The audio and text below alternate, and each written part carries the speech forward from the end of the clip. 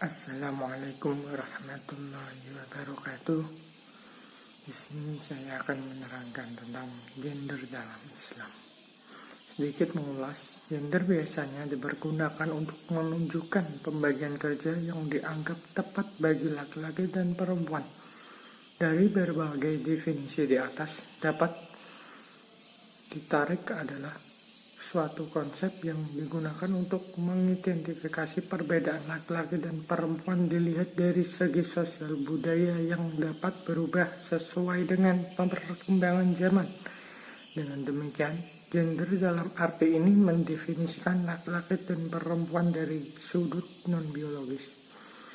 Pada masyarakat primitif, orang belum banyak tertarik untuk membedakan istilah gender karena persepsi yang berkembang saat itu menganggap bahwa perbedaan gender sehingga perbedaan kata dasar perbedaan jenis kelamin biologis dipandang suatu hal yang suatu wajar. Akan tetapi, dewasa ini disadari bahwa tidak mesti perbedaan menyebabkan ketidakadilan gender. Perbedaan gender sesungguhnya tidaklah menjadi masalah sepanjang tidak melahirkan ketidakadilan. Namun, yang menjadi persoalan ternyata perbedaan gender telah melahirkan berbagai ketidakadilan, baik bagi kaum laki-laki dan terutama bagi kaum perempuan. Ketidakadilan gender merupakan sistem dan struktur di mana baik kaum laki-laki dan perempuan menjadi korban dari sistem tersebut. Ketidakadilan gender termanifestasikan dalam berbagai bentuk menjadi korban dari sistem tersebut. Ketidakadilan gender menyebabkan marginasi atau proses pemiskinan ekonomi, subordinasi atau anggapan tidak penting dalam keputusan publik, pembentukan stereotip atau melalui pelabelan negatif, kekerasan, beban kerja lebih panjang dan lebih banyak, serta sosialisasi ideologi nilai peran gender. Dalam pergaulan sehari-hari dalam masyarakat yang menganut perbedaan gender, ada nilai tata krama dan norma hukum yang membedakan peran laki-laki dan perempuan. Setiap orang seolah-olah dituntut mempunyai perasaan gender dalam pergaulan, sehingga jika seorang menyalahi nilai, norma dan perasaan tersebut, maka yang bersangkutan akan menghadapi resiko di dalam masyarakat. Predikat laki-laki dan perempuan dianggap sebagai simbol status. Laki-laki diidentifikasi sebagai orang yang memiliki karakteristik kejantanan. Perempuan diidentifikasi sebagai orang yang memiliki karakteristik kewanitaan. Perempuan dipersepsikan sebagai wanita cantik, langsing dan lembut. Sebaliknya, laki-laki dipersepsikan sebagai manusia perkasa, tegar dan agresif. Dominasi laki-laki dan masyarakat bukan hanya karena mereka jantan, lebih dari itu karena mereka mempunyai banyak akses kepada kekuasaan untuk memperoleh status. Mereka misalnya mengkontrol lembaga-lembaga legislatif, dominan di lembaga hukum dan peradilan, pemilik sumber-sumber produksi, menguasai organisasi keagamaan, organisasi profesi, dan lembaga-lembaga pendidikan tinggi, sementara perempuan ditempatkan pada posisi inferior.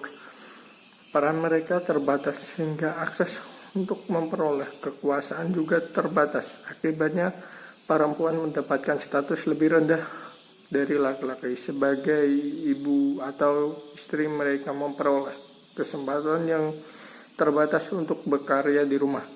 Penghasilan mereka sangat tergantung pada peran laki-laki.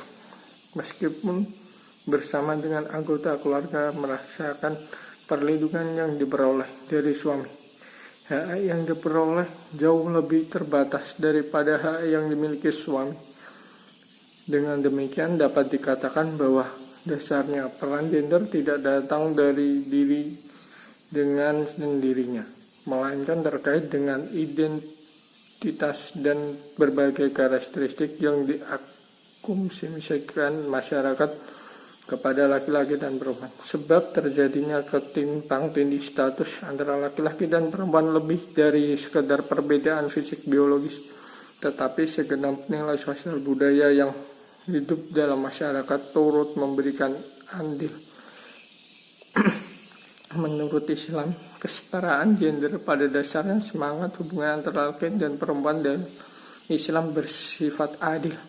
Oleh karena itu, subordinasi terhadap kaum perempuan merupakan suatu keyakinan yang berkembang di masyarakat yang tidak sesuai atau bertentangan dengan semangat keadilan yang diajarkan Islam. Konsep kesetaraan gender antara laki-laki dan perempuan dituliskan dalam Al-Quran surah An-Nisa juz 4 ayat 124 yang menerangkan laki-laki dan perempuan berpotensi meraih prestasi. Tidak ada pembedaan antara laki-laki dan perempuan untuk meraih peluang prestasi. Surahnya yang berbunyi Bismillahirrahmanirrahim. Wa man ya'mal minas salihati min dzakarin aw nisa wa huwa mu'minun fa ulaika yadkhulul jannata wa la yulamuna nakira. Shadaqallahul adzim. Yang artinya, barang siapa yang mengerjakan amal-amal saleh bagi laki-laki maupun wanita, sedang ia orang yang beriman, maka mereka itu masuk dalam surga dan mereka tidak dianiaya walaupun sedikit. Dalam ajaran Islam, tidak memandang kedua insan secara utuh antara satu dengan lainnya. Pekerjaan kantoran tetapi dalam peran tertentu hanya dapat dijalankan oleh satu jenis, seperti peran tertentu secara manusiawi lebih tepat diperankan oleh kaum laki-laki, pekerjaan yang memerlukan tenaga dan otot lebih besar. Dan peran perempuan yang dikerjakan oleh perempuan yaitu mengandung dan menyusui.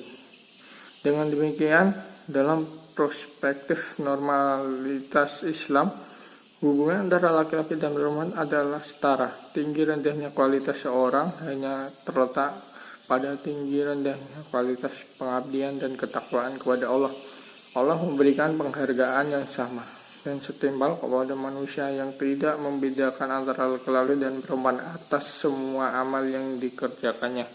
Sekian yang dapat saya sampaikan. Semoga bermanfaat bagi penonton. Wassalamualaikum warahmatullahi wabarakatuh. Mohon maaf kurang lebihnya.